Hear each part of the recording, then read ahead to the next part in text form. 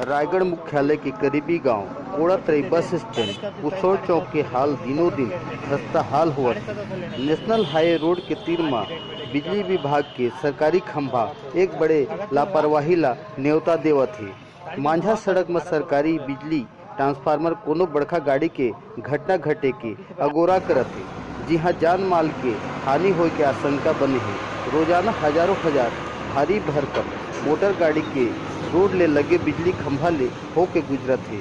राहगीर जनता मन के मूड़ी के पीरा बन गए। बिजली विभाग के बड़े लापरवाही उजागर हुआ थे।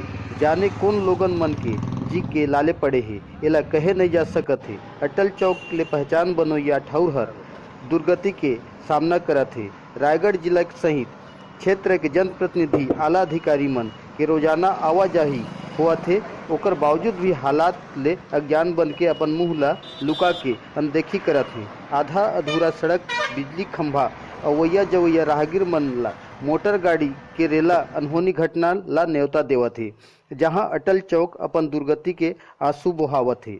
हमर भरोसा तुहर मया खातिर हमर चैनल ला जरूर सब्सक्राइब कराओ, लाइक कराओ, संग साथी मन ला शेयर कराओ। छत्तीसगढ़िया 24 घंटा ले केशव महंत, ब्यूरो प्रमुख, रायगढ़।